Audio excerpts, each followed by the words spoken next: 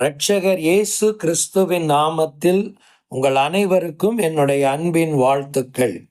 இந்த லெண்ட் என்னும் நாட்கள் நமக்கும் கடவுளுக்கும் இடையே இருக்கிற உறவு நிலைகளை சீர்தூக்கி பார்க்கும் காலங்கள் என்பதை கடந்த தியானத்தில் உங்களோடு கூட நான் பகிர்ந்து கொண்டேன். அந்த உறவில் ஏற்பட்டிருக்கிற விரிசல்களையும் இடைவெளிகளையும் உத்தம மனஸ்தாபத்தோடு நான் உணர்ந்து கடவுளிடத்தில் நெருங்கி வர வேண்டிய காலங்கள். உறவு நிலைகளிலே ஏற்படுகிற பாதிப்புகள் என்னுடைய வாழ்க்கையிலே ஒரு சேதத்தை ஏற்படுத்துகிறது. எந்த இடத்துல அந்த சேதம் வருகிறது? நான் எனக்காக கொண்டிருக்கிற ஒரு உயர்ந்த உன்னதமான அடையாளத்தில் அது சேதத்தை ஏற்படுத்துகிறது.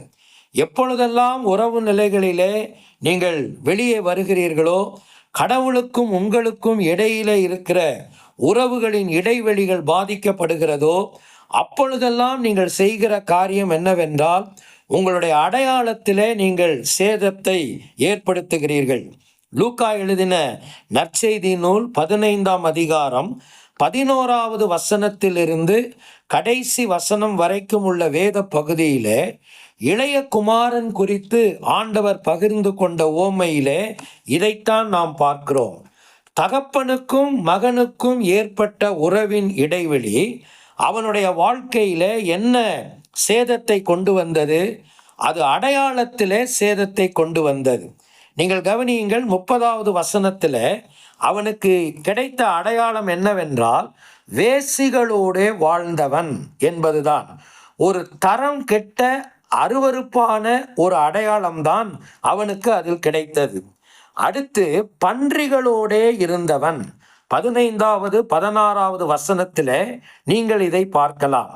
ஒரு உயர்ந்த உன்னதமான அன்பு நிறைந்த தூய்மை நிறைந்த கண்ணியமான ஒரு தகப்பனுக்கு குமாரன் என்கிற நிலையிலிருந்து உறவு நிலைகளில் அவன் வழுவி போனதினாலே அவனுக்கு கிடைத்த அடையாளம் இதுதான். பிரியமானவர்களே, வாழ்க்கையிலே உங்களுக்கும் கடவுளுக்கும் இடையிலே ஏற்படுகிற உறவின் விரிசல்கள் கூட உங்களுடைய ஆவிக்குரிய வாழ்க்கையிலே இப்படிப்பட்ட அடையாளத்தின் சேதத்தை அது ஏற்படுத்தக்கூடும், ஏற்படுத்தி இருக்கலாம். உங்களுடைய கடந்த கால வாழ்க்கையை ஆராய்ந்து பாருங்கள். கடவுளுக்கு முன்பாக உங்களுடைய வாழ்க்கையை சீர்தூக்கி பாருங்கள். நீங்கள் கடவுளுடைய பிள்ளைகள் என்கிற அடையாளத்தோடு இருக்கிறீர்களா? பரிசுத்தமானவருடைய சீஷர்கள் என்கிற அடையாளத்தோடு இருக்கிறீர்களா? ராஜாதி ராஜாவை சேவிக்கிற ஒரு போர் சேவகர்கள் என்கிற ஒரு அடையாளத்தோடு இருக்கிறீர்களா? அல்லது என்னுடைய உறவின் விரிசலினாலே, பாவத்திலே நான் விழுந்து போனதினாலே, தவறி போனதினாலே என்னுடைய வாழ்க்கையிலே தவறான அடையாளங்களை நான் பெற்றிருக்கிறேனா? அவனுடைய அடையாளம் தகப்பனிடத்திலிருந்தும் குடும்பத்தினிடத்தினின்றும் ஆவிக்குரிய காரியங்களினின்றும் பிரிந்து உலகத்துக்குள்ளும் சிற்றின்பங்களுக்குள்ளும் அருவருப்பான செயல்பாடுகளுக்குள்ளும் போனதினால்தான் இந்த நிலை ஏற்பட்டது. ஒருவேளை அதே நிலையிலே நீங்களும் பாதிக்கப்பட்டு உறவு நிலைகளில் பாதிப்பை அடையாளத்தின் சேதத்திலே ஏற்படுத்தி இருப்பீர்களானால், இந்த தியானத்தின் மூலமாய் கடவுளிடத்திலே திரும்பி வாருங்கள். இதைத்தான் அந்த இளைய மகன் செய்தான். என்றைக்கு அவன் தன் அடையாளத்தின் சேதத்தை அவன் உணர்ந்தானோ, அவன் கடவுளிடத்திலே திரும்பி வந்தான், மனிதரிடத்திலே திரும்பி வந்தான், தகப்பனிடத்திலே அவன் திரும்பி வந்தான். அவன் மீண்டும் தன்னுடைய வாழ்வின் சீரமைப்பை பெற்றுக்கொண்டான்.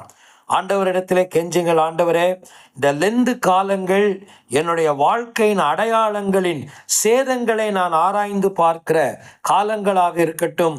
உன் பக்கமாய் நான் திரும்பி வருகிறேன், என்னை ஏற்றுக்கொள்ளும், அங்கீகரியும், என் அடையாளங்களை சீர்படுத்தும் என்று கெஞ்சுவோம், ஜெபம் செய்வோம்.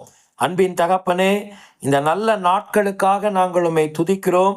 மெய்யாகவே இந்த லெந்து காலங்கள் எங்களுடைய ஆவிக்குரிய வாழ்வில் உறவில் நாங்கள் ஏற்படுத்தின விரிசல்களினால் எங்களுக்கு கிடைத்திருக்கிற தவறான அடையாளங்களை மாற்றிக்கொள்ளும் ஒரு காலங்களாக இருக்கட்டும். வாழ்க்கையை சீர்தூக்கி பார்க்க எனக்கும் எங்களுக்கும் உதவி செய்யும். இயேசு கிறிஸ்துவின் நாமத்தில் வேண்டிக் கொள்ளுகிறோம் நல்ல பிதாவே. ஆமென்.